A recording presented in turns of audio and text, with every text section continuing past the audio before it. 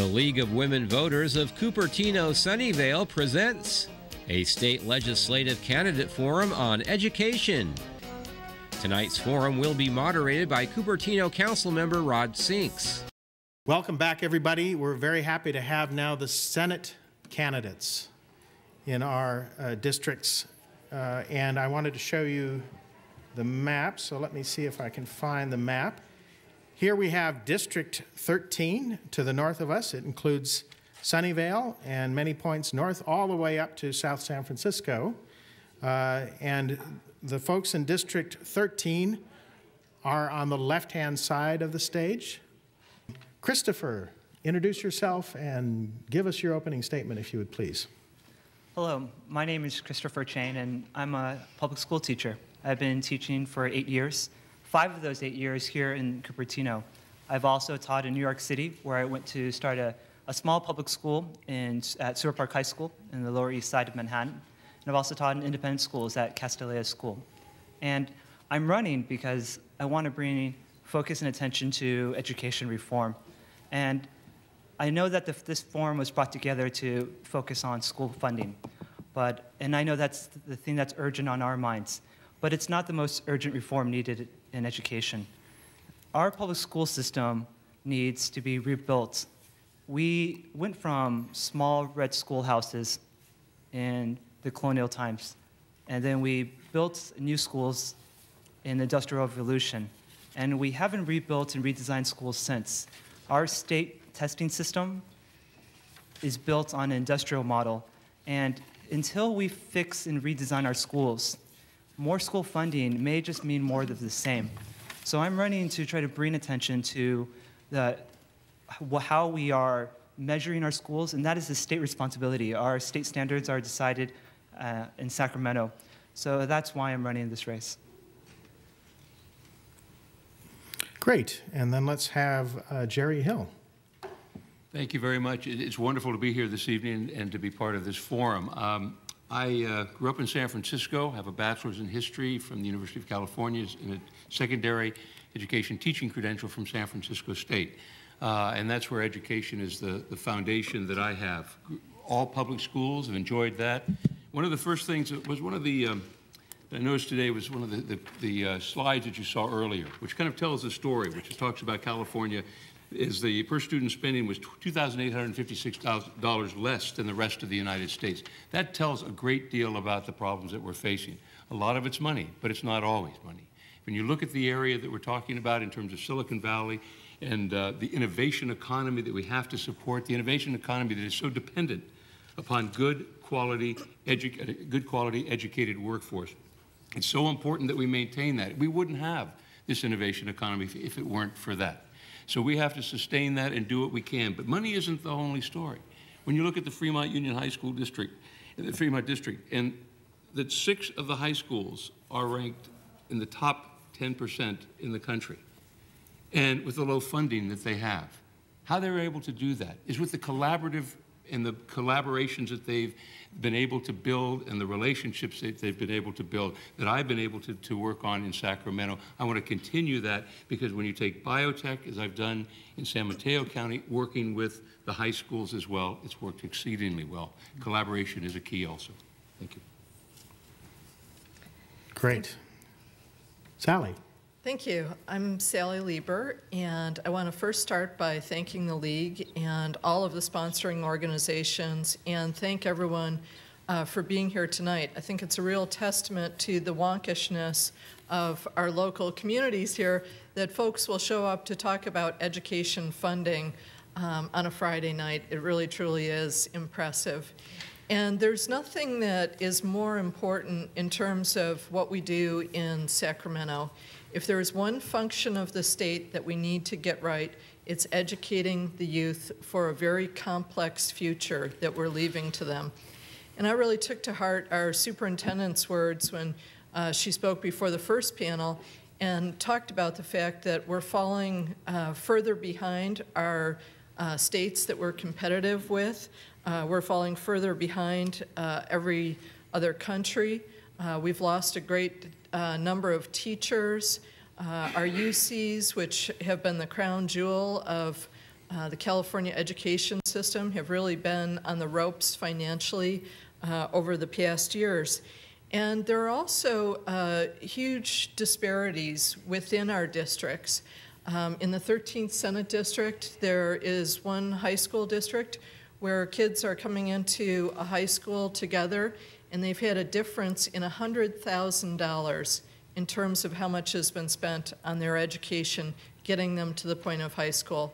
So we have a great deal to do in terms of funding, but also basic fairness.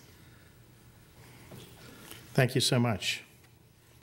Okay, my name is John Webster. I'd first like to apologize. My opening and closing statements are general, running for Senate, and not directly connected to the financing of education. What I personally bring to this position is a thorough understanding of the dark side of democracy and why it needs to be stopped. It has been said that democracy is doomed when the people discover that they can vote themselves free benefits and make somebody else pay the price. What results is a tyranny of the majority that punishes and destroys the free market entrepreneurial spirit and the jobs it would have created. The mistake is in thinking that someone with more money should pay more in taxes. In reality, the only fair tax is when we each pay for the services we get from government and no more. So how do the poor pay for needed services?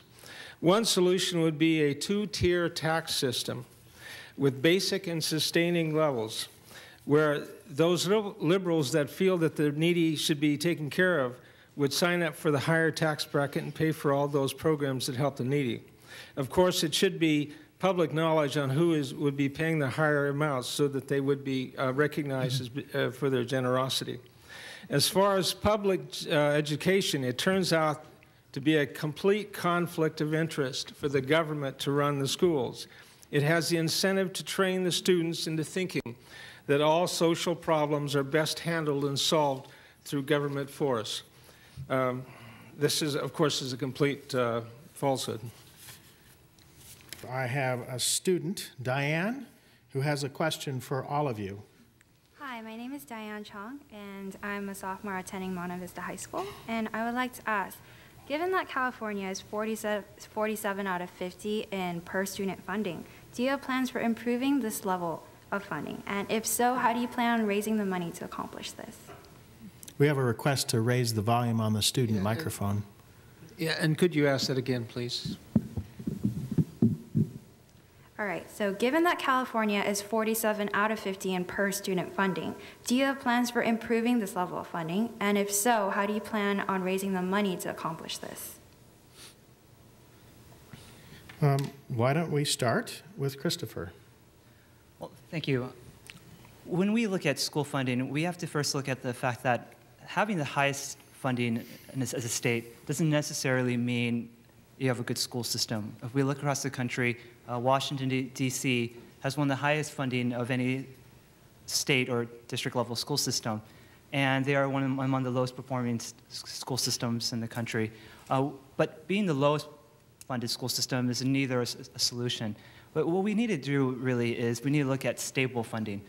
What's happening right now is you have good years and bad years. So in a good year, you hire more teachers, and you may bring on some wonderful teachers. And then you have a bad year, and you have to pink slip or lay that teacher off.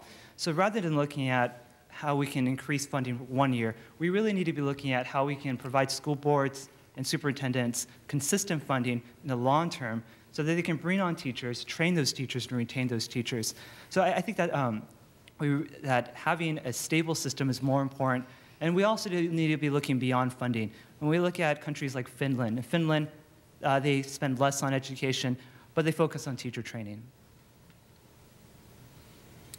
Thank you very much. Sally. Oh, I'm sorry. Jerry.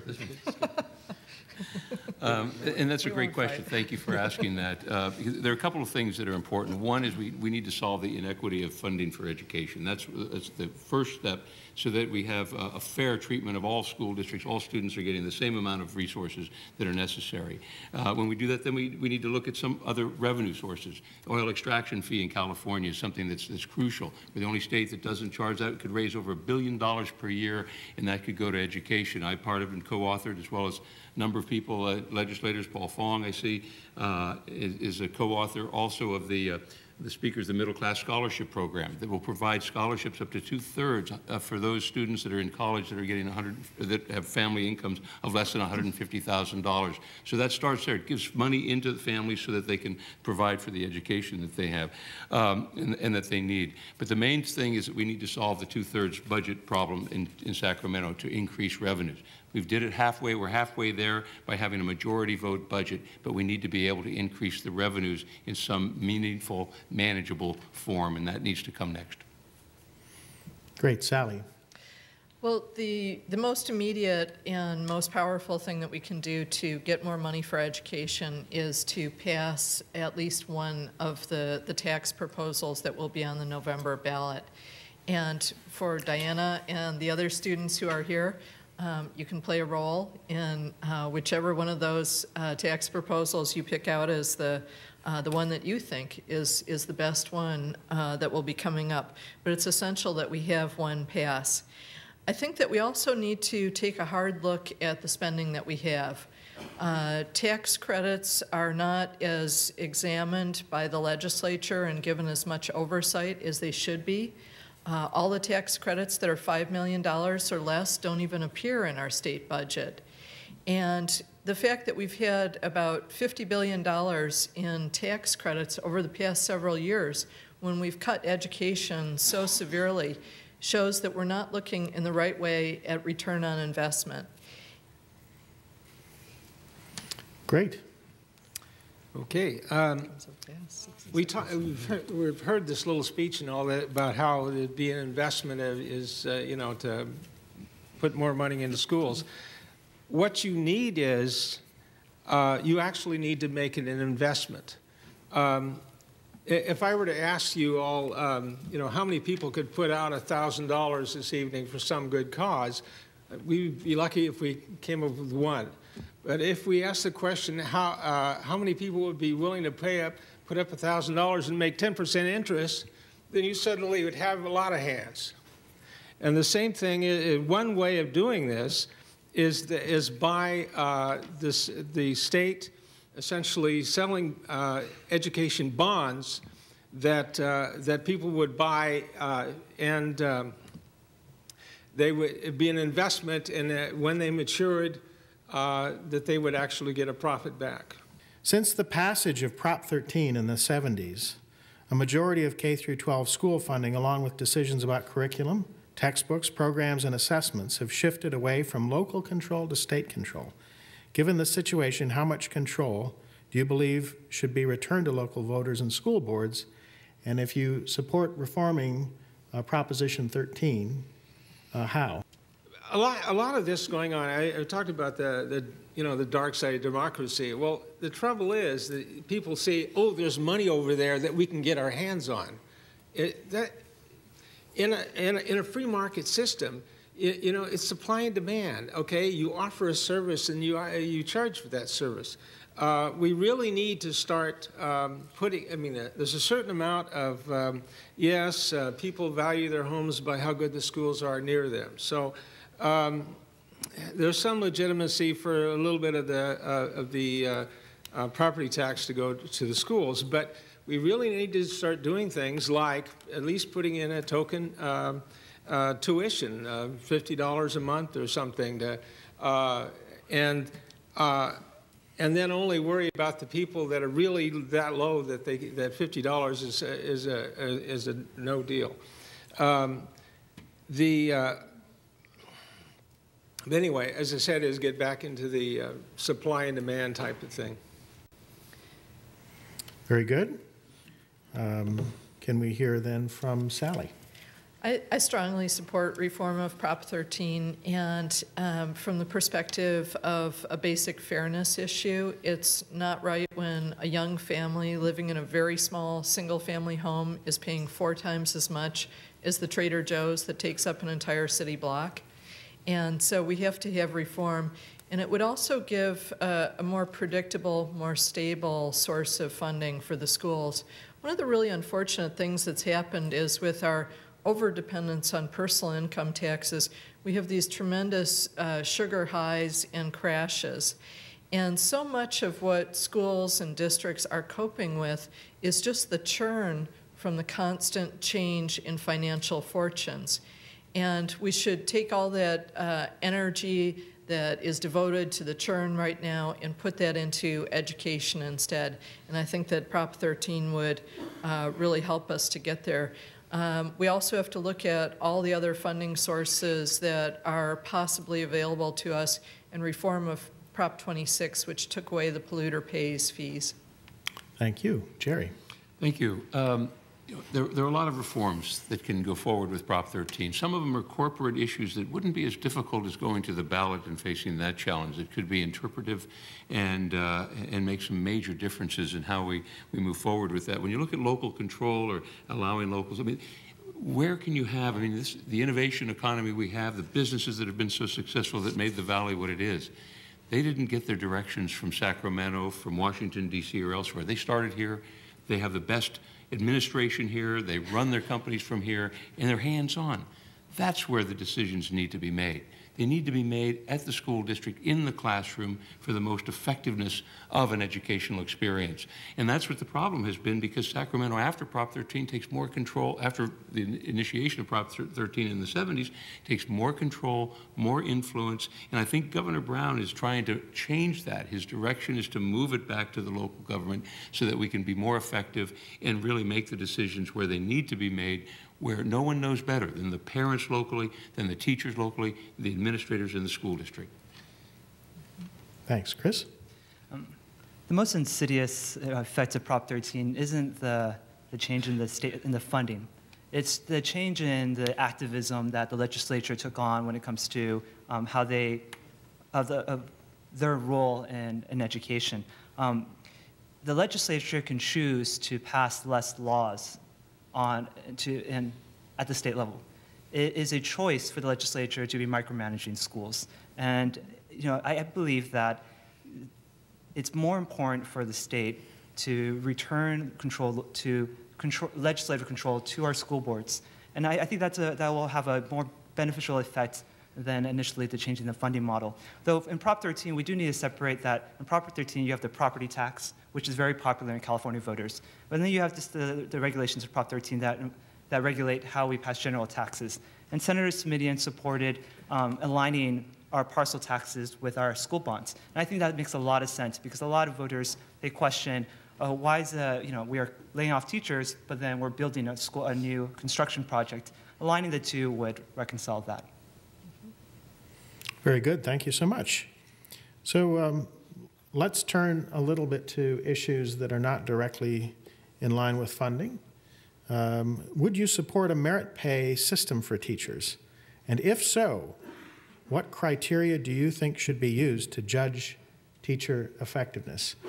John, I'm going to start with you. Oh, okay. Okay. The way that you want to do this, there's a good to compare the, quote, public schools, government-run, to what, the free market would provide. And the thing is, the problem with the public schools, you've got the teacher unions and all these other stuff. In a business or whatever, you hire and fire based on how good they do, and you as the manager are the one that sets the criteria for doing that. So we need to get back to where the local schools basically hire and fire.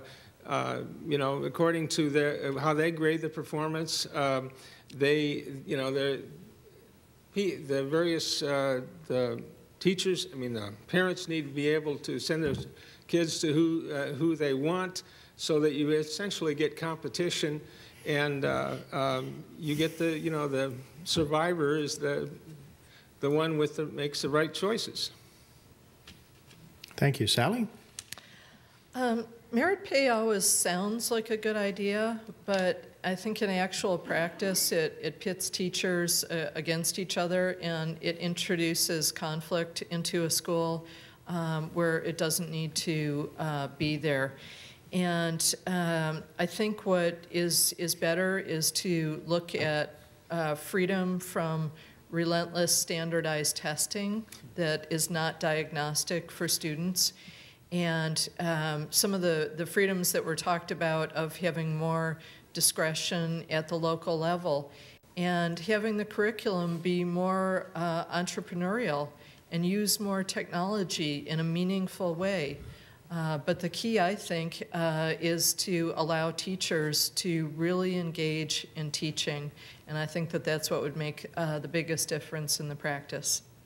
Thank you. Students are applauding. Jerry? Thank you. I think it would be difficult to apply performance standards to merit pay and performance standards to teachers because each classroom is different, each student is different, each school district is different. And you can't evaluate a student based on the ability of a teacher in one class for 1 year in that manner. So it would be very difficult to do that, and I don't think that it would be appropriate to have a form of merit pay that their salary should be dependent upon the standards that could be established for one particular class, depending on related to the challenges that could be faced by the students that they're teaching in that particular year.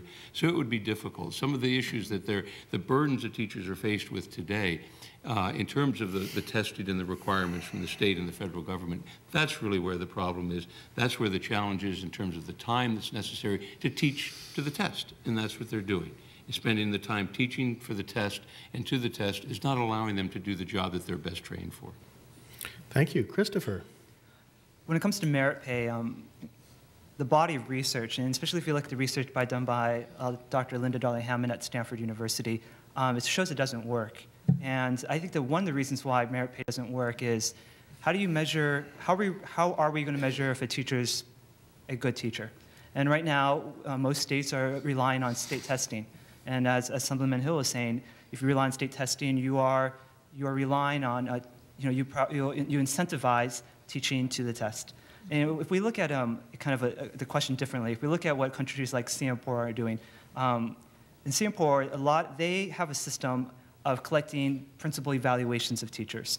In California, we have a very good professional standards for teachers, and we actually have very good evaluations for teachers. And if we relied on that versus standardized testing, then we can create a database and actually find out who are our best teachers in the state and promote them to be our principals. In Singapore, they can tell us who are the best state teachers across their country. In California, we have no system of finding out who are our best teachers. Should services in schools be given to students in need or offered equally to everybody? And specifically, what is your position on the weighted student formula proposed by Jerry Brown?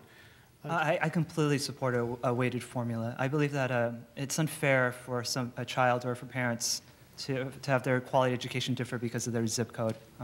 I do believe that, Governor Brown's reform, it's not going to be politically palpable to other school districts that may lose money unless we add to the conversation the ability for communities to pass school parcel taxes at a 55% threshold. I think if you combine those two issues, I think if you look at communities and tell them that they can pass parcel taxes at 55%, saying that they can do school bonds, then they'll be more accepting of the idea of them losing categorical funding and for state funding to be going towards more needy school districts. I think if you don't combine the two, I think that we're going to see weighted funding die in the legislature because it's not fair for any school to lose money, but there are schools that need the money. Thank you so much. Jerry? Well, I think there's some merit to the weighted student formula. I think there's some opportunities there. I think the governor's proposal creates some problems, though, especially in basic aid districts. The amount would be, they'd lose all the categorical funding. I think it would be lose $120 per student, would also be per pupil, would get down to that base that's required by the Constitution. Also, the other challenge is that there would be no regional adjustments allowed. I mean, the cost of living in certain places is a problem, and that could be difficult as well. So I don't think that the formula we have, but I think it's in the right direction because we have to, as I said in the opening statements, we have to solve the inequity of funding in education. That's the only way that we can provide a quality education to every child in California. Thank you. Sally? Well, one of the forms of stuckness that particularly impacts our state is that funding for needs within our schools have gone to certain districts, and then when the need dissipated within those districts, the funding still stayed there. And we have not done a good job at ensuring that the funding follows the need wherever it occurs in our state. And these are usually very, very political decisions. So I support an approach that would get towards a weighted system, but I think it needs to be approached carefully, and it needs to be approached with some phase-in so that our districts are not unduly impacted. And with the extreme cutbacks in education funding from the state, more and more districts are going into basic aid status that were not in it before. And so I think we need to look at that dynamic and look at a reasonable phase-in. Thank you, John. Okay. I'd like, let's see, do my notes here, okay. You know, we have a lot of expenses, you know, every day, food, you know, gasoline, the whole bit, you know, and we take our budget and we figure out how to do it. The thing is that another cost of raising kids has got to be paying for schools. Now, as I mentioned before, that we need to have where there's at least a token tuition on schools. We've got to rely more on charities to help those people that actually really can't afford to pay for the education. But we need to get away from this thing about you know, just taxing, you know, to pay for schools. That's for example, these supposed rules or laws that trying to, you know, attack the rich or whatever. What you end up doing is they move, they leave, and you can't do it. You can only go back and depend upon regular supply and demand to set the prices and provide the goods. Thank you all for that. We have a question from Vinay. Yeah, hi, I'm Vinay, freshman at Monte Vista High School. My question is, how do you stand on the two supplemental funding proposals that will appear on the November ballot? The two proposals being Jerry Brown's and from Molly Munger. John, you're up. Okay, I pretty much have expressed my view on this whole funding of schools through government anyway and through forced taxation. So, and basically, the difference is between those two are kind of obscure as far as I'm concerned. Okay, thank you. Sally. I strongly support the governor's approach, and I think that the reason that the Molly Munger proposal is in trouble poll-wise is because it really impacts very far down the economic ladder, and I think would be a detriment to our economic recovery in California. So I'm hopeful that we can all get behind the proposal that the governor has put forward. I think it's fair. In the compromises that were made, the sales tax part of the measure was cut in half, which makes it a fairer measure to low-income communities in California. But we really need to have that proposal pass for California. If it doesn't pass, we'll really be in a state of financial Armageddon. Our states can't declare bankruptcy. But we'll be close to the brink if that happens. And then we need to go and do the longer term work of budget transparency and getting the pork out of the budget that's there from the 2/3. Thank you. Jerry. Thank you. I support the governor's proposal as well. And the sad part about the two proposals is that, as the polling has indicated, that they'll both bring each other down. And we can't afford that. The governor's proposal, at the end of the day, if it were to pass, and the money that would go to support education and the realignment programs with the counties, it could conceivably, and as it was with the before the May revise, it will balance the budget. I mean, the budget will have the dollars necessary to balance it. If the Munger proposal meets, the way the funding is structured within that we will still need to come up with about $2 billion in additional cuts. And that's the unfortunate thing, because those cuts will come from all of the services and that we all depend on in California. We need to resolve the issue. We need the increased revenue. That's why it's important. I would wish that Molly Munger would decide to move away from her proposal and not bring it forward, because it just dilutes the chances and opportunity. And we also need budget reform. Thank you. Christopher. I support the Munger Initiative, and actually, I don't like that it's called the Munger Initiative. You look at the major supporters, it's the PTA, it's the parents. And the reason I support it is because the Munger Initiative persuades versus Governor Brown's initiative, it threatens. To say that the trigger cuts fall all on education, that's the wrong approach. The governor knows that to cut schools mid-year would hurt California, and it really is trying to threaten California to pass the initiative.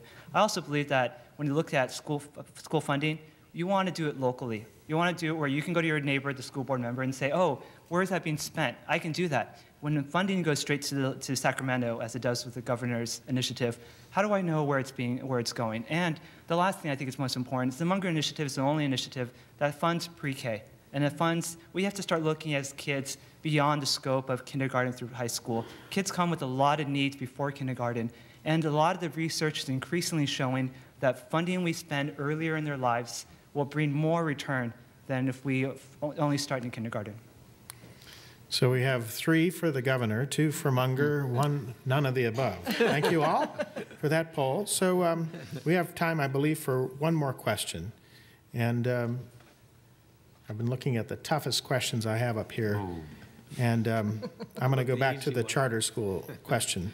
So we've witnessed charter school success in East San Jose, bringing up test scores dramatically, but we've seen the fight taking place in Los Altos and Los Altos Hills. So are charter schools the answer to improved school success, and what would you do with them as part of the solution? And let's start with you, Christopher. Thank you. I believe that if we step back and look at what makes the good charter schools succeed, it's the entrepreneurship of their staff. And I think we can see entrepreneurship even within district schools. If we look at San Mateo Foster City, there's school choice within that elementary school system. There are Montessori schools, there's a bilingual schools within that system. So what we need to do is, instead of looking at charter schools versus district schools, why don't we help provide district schools more of that entrepreneurism? And that's how we do that, is by giving local schools more control. I would even venture to say, why not let school districts have the freedom from the education code that the charter schools do? For over the 20 years, we've let charter schools have freedom from the majority of the education code. Districts follow 10,000 pages of that code. Charter schools follow about a 97-page supplement dealing with, really have to do with equal protection issues in schools. So, we can give local schools the same entrepreneurial freedom. And we see that in New York City, where they have self-empowerment zones, unionized schools, but where they have entrepreneurial innovation. Thank you. Jerry. Thank you very much, Fred. I think that charter schools have presented some opportunities for school districts. They have allowed some choice. They have, unfortunately, in some areas, taken and stripped the districts of some of the brighter and the better students that would succeed wherever they were, and that has created certain problems, and also some of the funding challenges that charter schools have created in districts. But I like the opportunity of having some choice, and also allowing districts to have the benefit of allowing parents to have that choice when they look at different opportunities for their children. But I think it has to be done carefully, and it has to be done on a limited basis. The entrepreneurial spirit that I think is crucial, especially in the Valley, is something that's important, and we should look at the innovation that can be created through different charter schools, but we have to be careful in the manner in which we do it, and the manner in which it takes resources, takes funding from those schools in areas that need the funding the most. Mm-hmm. Sally. I would say that I really agree with Christopher, and I think that there are a lot of possibilities for bringing the lessons that have been learned from charters into districts. I would like to see the districts have a little bit more leverage at the County Office of Education when charters are considered. because sometimes the relationships start out badly because the districts feel like they have no control in that process, and that's sort of the reality. I also think that we can only have the charters be good test beds of innovation if they are as diverse as the districts that they're being drawn from. And so if we allow our charter schools to cherry pick students, then we're really losing the possibility of learning lessons from the innovation that they have. But I'm definitely on board with allowing all of our schools to innovate in some important ways. Thank you. Go ahead. I actually agree with some of the people here, but I think in general that we need all the schools to be charter schools. It's a close approximation, I think, of what you'd have in an actual free market situation where they would, the schools would form to address and to answer the problems for particular parents, and you'd have charter schools that were specifically just for the really smart kids, and then you'd have ones that you know, aimed at even the problem kids and things like this. But you'd end up having a free market, amounts to a free market solution. I think that charter schools is a close approximation. Thank you so much. Thank you. I really hope that we can move away from looking at education reform through the lens of school funding on one side and breaking teacher unions and teacher protection on the other, because I think neither really fix our schools. If we look at funding alone, we're going to be disappointed because we don't really have much more state funds coming in. And if we look at on the side of reducing teacher protections, I think that one thing that wasn't said here is this idea that outside of this community here, a lot of people believe we need to be able to make it easier to fire teachers.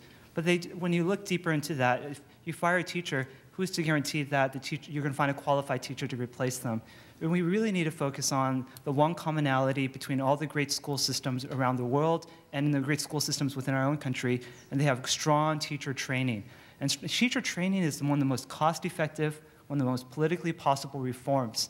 And if we can step back and stop trying to attack the teacher unions, and if we can step back and try to stop looking at funding as a panacea and focus on the real reform, teacher training, we're going to see a lot of growth in California. We can be a great state, but we need a legislature that will focus on what's most important.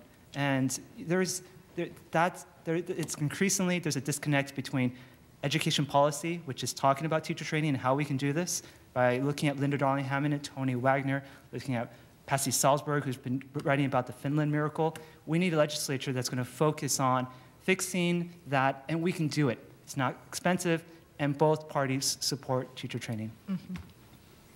Thank you much. Thank you very much. And thank you again for allowing this opportunity tonight. It's a wonderful venue and an opportunity to express ourselves, and especially related to education and the community. I'd like to tell you what is going to be important to me if I'm elected to the state senate. One is the issue of cuts. I will fight hard that there will be no additional cuts to the budget for education. That is prime, that is most important.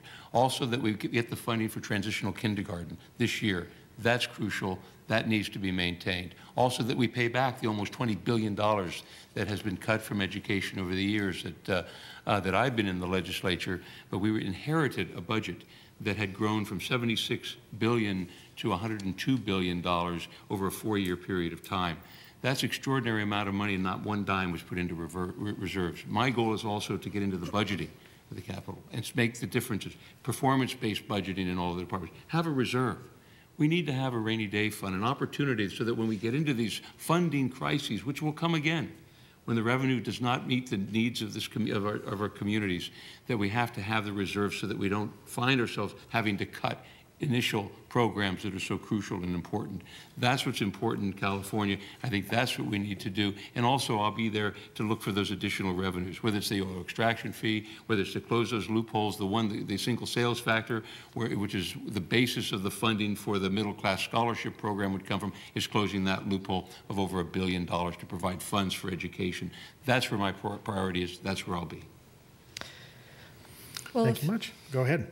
the fact is that over the last several years, on the watch of the members who have been there, education has been cut to the bone in California. There's no way that we can say that our level of funding meets our aspirations. And when we're stuck in the position where we consider adequacy our moonshot for our generation, there's a big, big problem. And it's not all about the money, it's significantly about the money, but we also have to have reform in education. We have to have reform on the subjects that are taught. We have to have reform on the way that those subjects are taught, and really be preparing students for a world that's going to be complex, economically, environmentally, socially complex in the future. And I think that there are a lot of ways that we can do that. We are going to have to take on the very hard work of straightening out the state budget, and that's where I think budget transparency is absolutely important. And we ought to open up the doors of the state capitol electronically and put all of our state budget on the web, put all of the information in real time about legislation, about the amendments that are being voted on, out on the web, so that the real subject matter experts who are in the community and not by and large in the Capitol can be privy to the choices that are being made. And I think that that's where we'll get a real change and the needed change in education. Thank you much. John. Okay. One of we're doing this all wrong, basically. We're running the education system in a top-down system. Yet we're in a supposedly in a free market economy. That the free market works. The top down doesn't. One of the problems has been the fact that we have teacher unions that essentially are able to elect their own bosses and to elect to give themselves raises. We need to get away from that whole thing. Now, as I mentioned, that essentially have the supply and demand, and and with tuition and people deciding how to spend their money and for their education needs.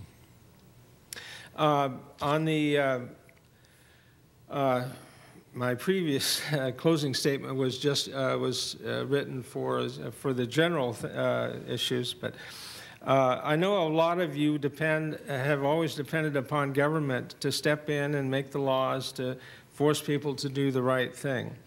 But in the end, this mentality only produces a situation where all possible personal actions are either forbidden or mandatory, and that is not freedom. The libertarian alternative is for everyone to do what is in their own best interest, and then to be held accountable for the resulting cost of their choices. In order to pay for the cost of education using the free market approach, I would set up a program where the state of California would sell education bonds to members of the public. Well, I've got to cut off. Okay, anyway, thank you for listening. Thank you much. Thank you all very much. I appreciate anyone willing to stand up and serve and run in public office. If you think this is easy, go home and ask yourself any of these questions. See if you can do the elevator pitch on these complex funding matters. I would like to thank our participants this evening, the League of Women Voters, Polly Bovey. The City of Cupertino donated the facility here, as well as the formidable video services, so this will be shown around our area on local channels, also available on the web within 24 hours, I believe. And to the organizers, Roberta Holloman of the League of Women Voters, Don Sun of APAPA, Anita Herman of the Sunnyvale School Board, Bill Wilson of the Fremont Union High School Board. I hope I'm not leaving anybody out. I also helped organize this, and I think it was an excellent view, and I hope you go to the polls and vote in June and November as a better informed voter. Thank you all very much, and good evening.